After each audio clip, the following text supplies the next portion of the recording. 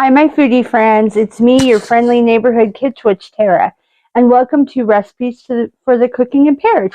Today we're doing a commented request recipe. So this one originally, I won't say originally it was Italian, but the individual that brought this recipe into our peripheral was a fashion editor, journalist that came back from a trip to Italy and shared it with a friend. And the friend made it for her boyfriend. And the next day, he said, "Will you marry me?"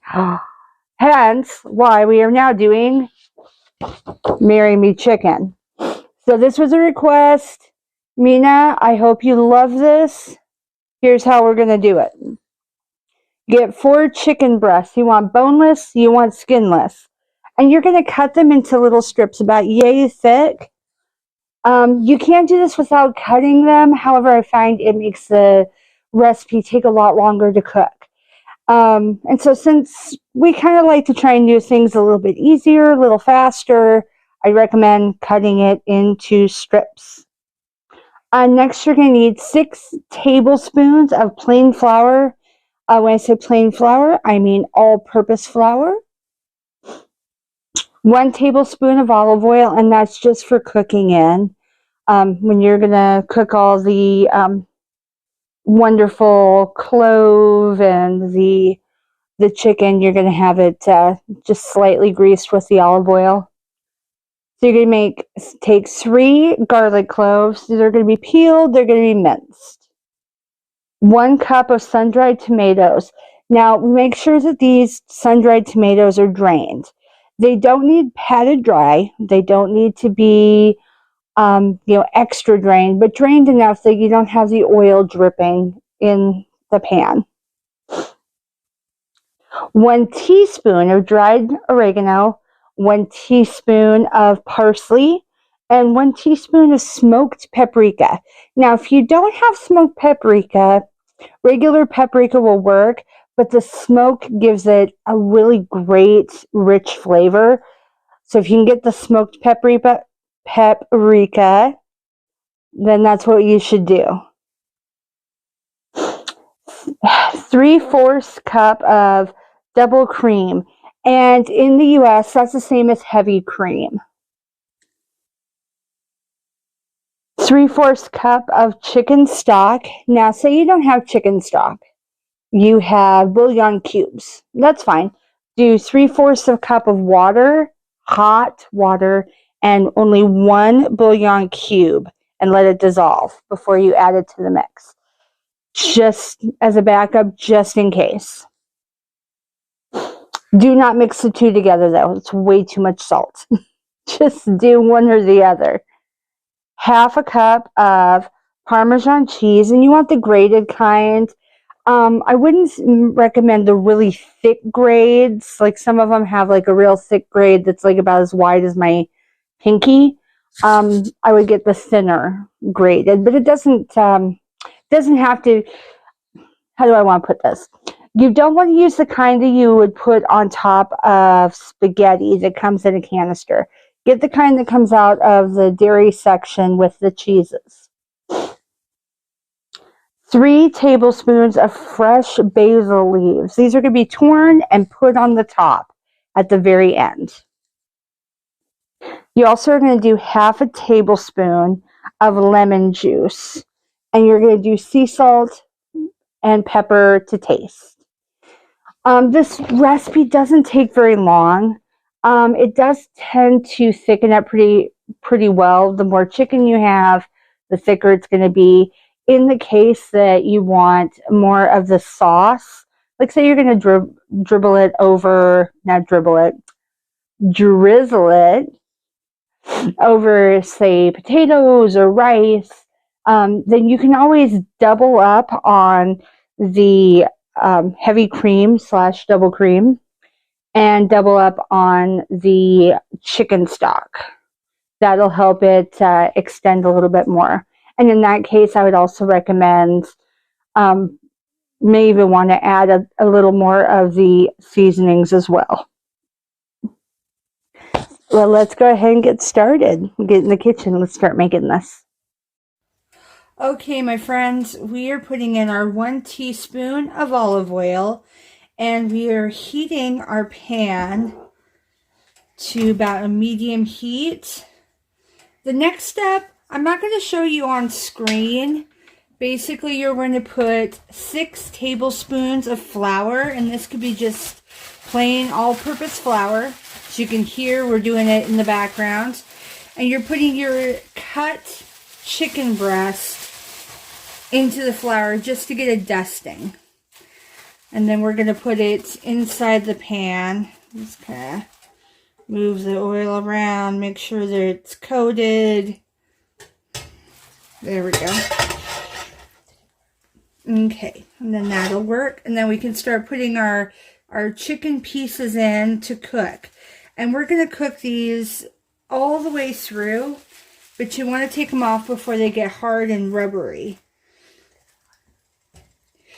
There you go. Go ahead and slide those babies in.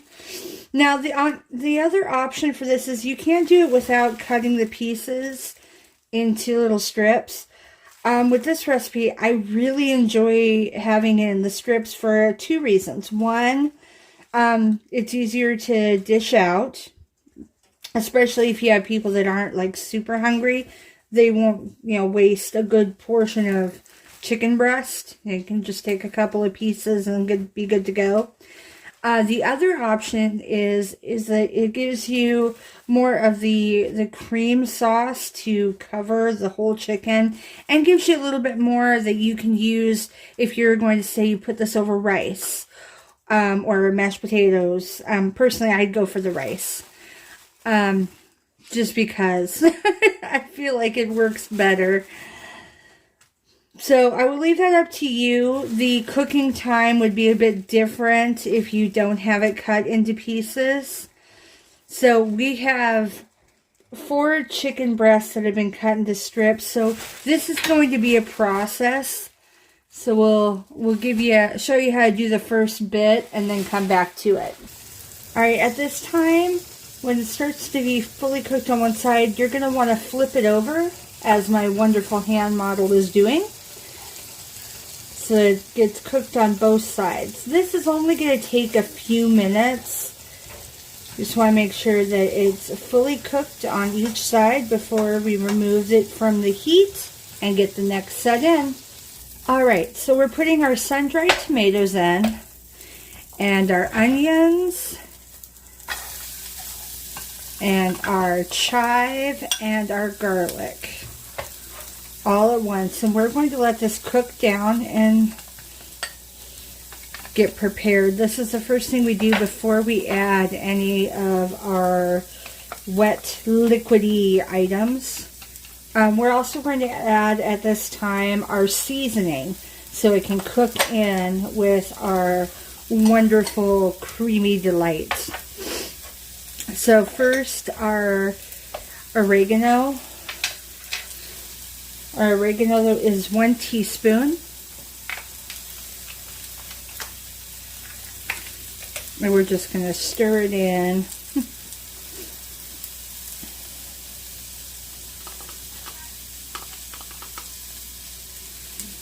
Okay. And we're also going to do 1 teaspoon of parsley.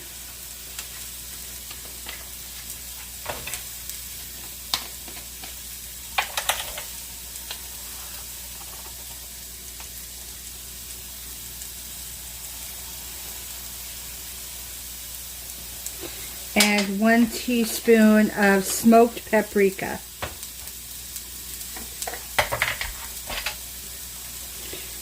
Now I know there's also our basil leaves, but that's at the very end. We're also going to add a little salt and pepper to taste.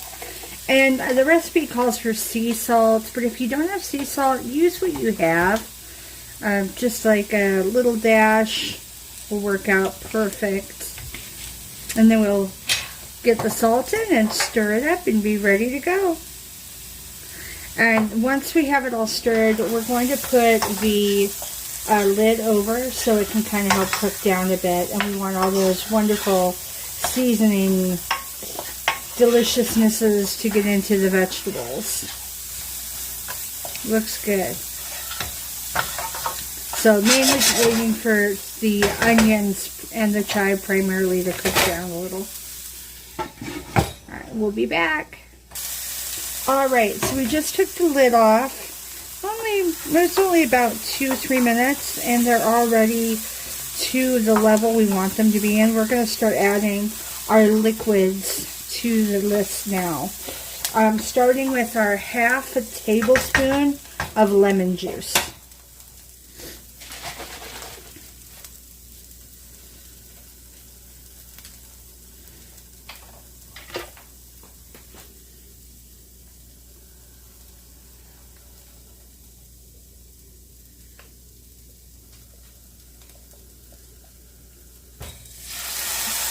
Okay, and then next we're going to add 3/4 of a cup of chicken stock.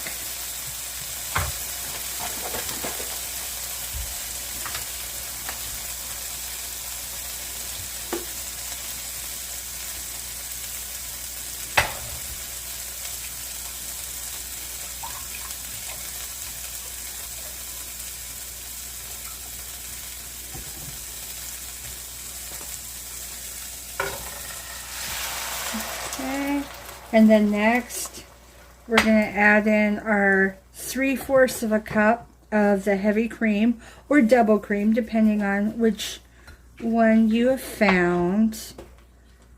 Out here, I'm in the U.S., it's hard to find double cream out here, so heavy cream is the alternate.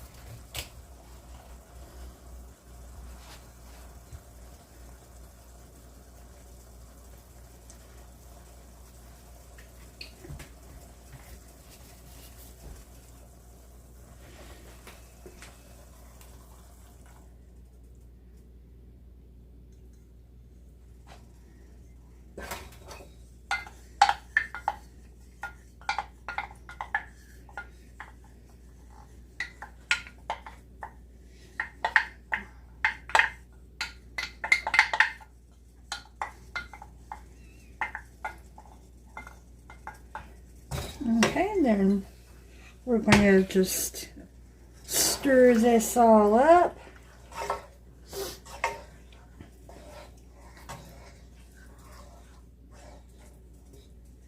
And then next, we're going to add our Parmesan cheese, half a cup.